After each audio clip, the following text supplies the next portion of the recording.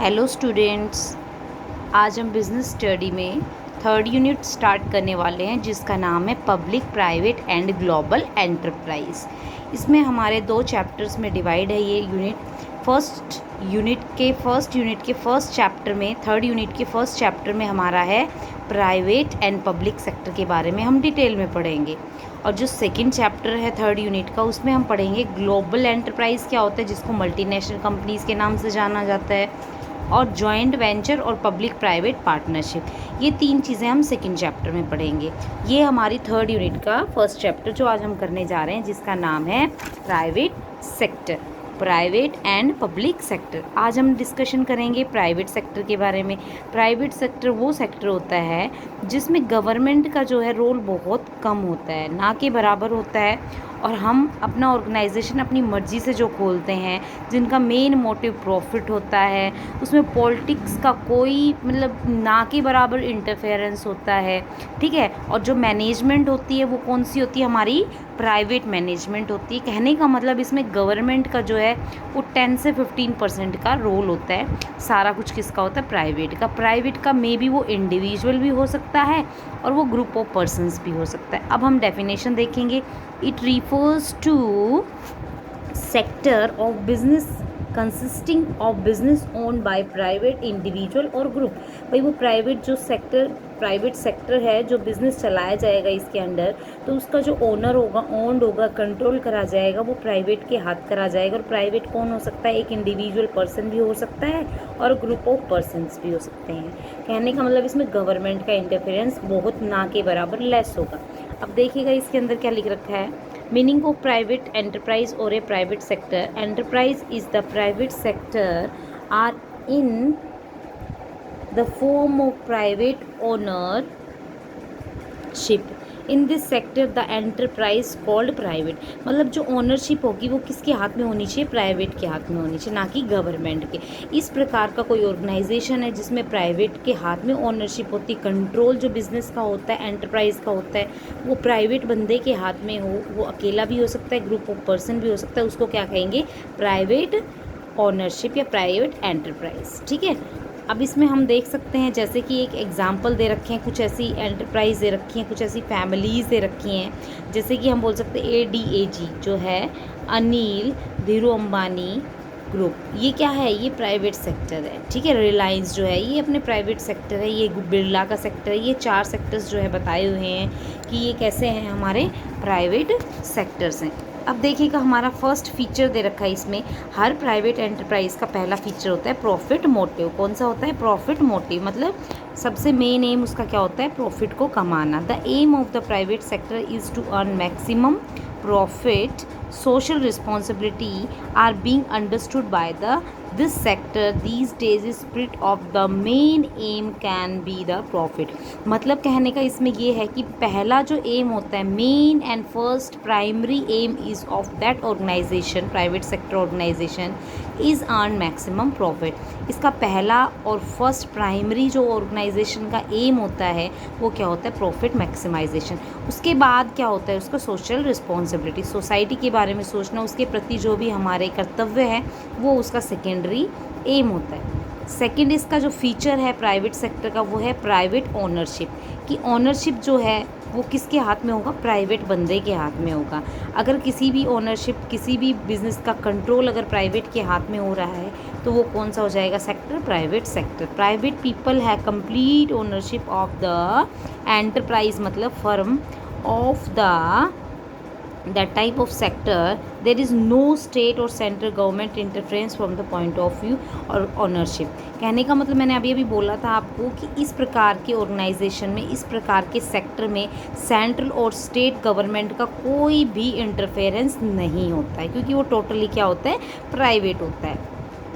इसका एग्जांपल मैं दूं, जैसे कि सपोज़ करो मैंने कोई छोटा सा अपना शोरूम खोला है, तो उसमें मेरा गवर्नमेंट का कोई इंटरफेरेंस नहीं है।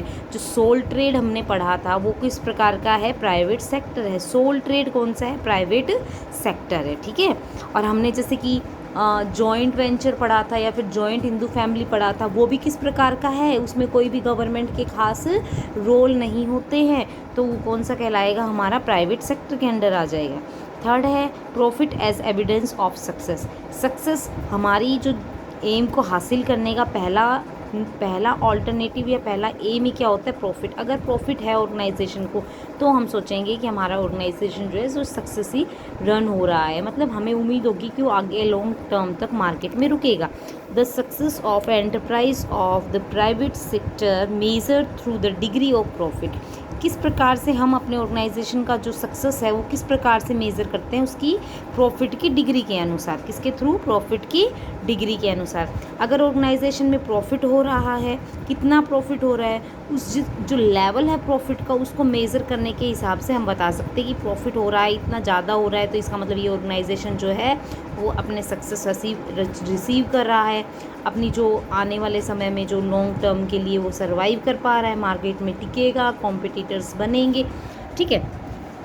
फोर्थ हमारा फीचर्स है प्राइवेट मैनेजमेंट, कि जो ओनरशिप होगी वो क्या है, प्राइवेट होगी, और उसका जो मैनेजमेंट होगा इस प्रकार के ऑर्गेनाइजेशन का वो भी कैसा होगा, प्राइवेट होगा। There are managed by on their owners in case of companies. इस प्रकार की कंपनी जो होती हैं, the board of directors nominated by share holders take care of the business. Board of director के द्वारा कुछ शेयर होल्डर्स को नॉमिनेट करा जाता है। नॉमिनेटेड मीन्स फिक्स करना या निकाल देना, बना देना, कह देना। Directors take care of the business. अच्छा, नेक्स्ट है फिफ्थ, लेस पॉलिटिकल इंटरवेंशन।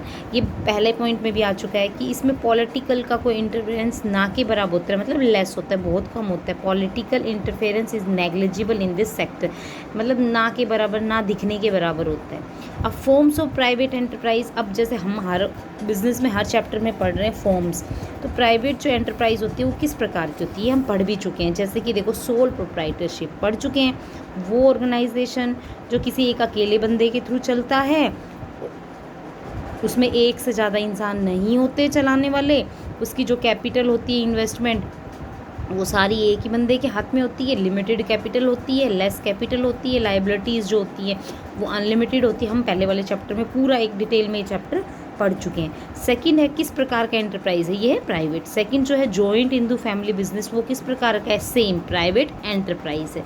ठीक है, ये हम पूरे चैप्टर पढ़ चुके हैं। पार्टनरशिप बिल्कुल पढ़ चुके हैं, जिसमें मिनिमम 2 मेंबर्स होते हैं, मैक्सिमम 50 मेंबर्स होते हैं। ठीक है, ये लिखा भी हुआ है, minimum 2 members, maximum 50 peoples run सम।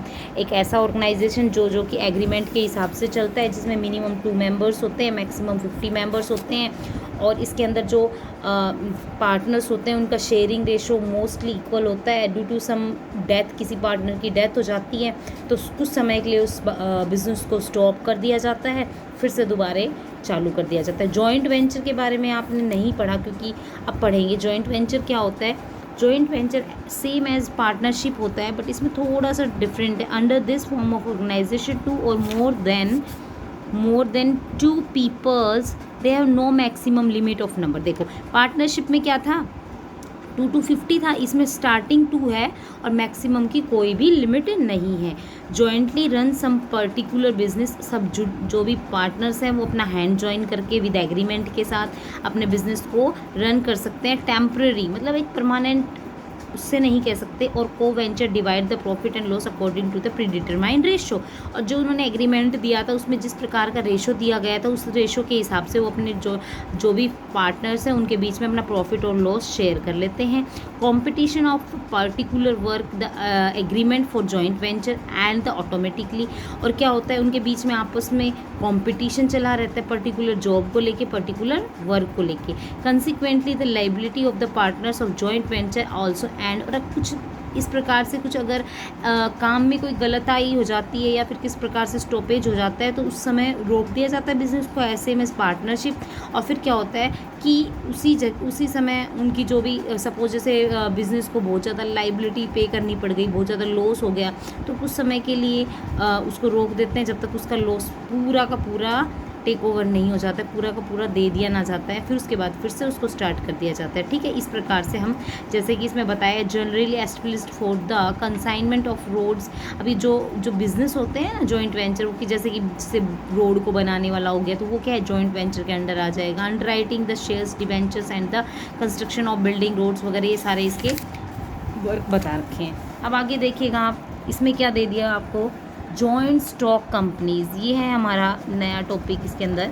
जॉइंट स्टॉक कंपनीज क्या होती है? This form of ownership is adopted for a business where more capital is required. ये इस प्रकार का बिजनेस है जहाँ पर ज़्यादा से ज़्यादा क्या होती है, रिक्वायर्ड होती है क्या, कैपिटल। इस बिज़नेस को स्टार्ट करने के लिए बहुत ज़्यादा कैपिटल की ज़रूरत होती है। And where risk is comparatively greater, और जहाँ बिज़नेस बड़ा होगा बेटा वहाँ पर रिस्क भी बहुत ज़्यादा होता है और कैपिटल भी बहुत ज़्यादा यूज़ करी जाती है। The business organisations fall under the categories incorporated business, और जो बिजनेस ऑर्गेनाइजेशन होती है वो कई बार गिर जाती है, डाउन हो जाती है, किस वजह से? इनकॉर्पोरेटेड बिजनेस के कारण, हैवी लॉस के कारण।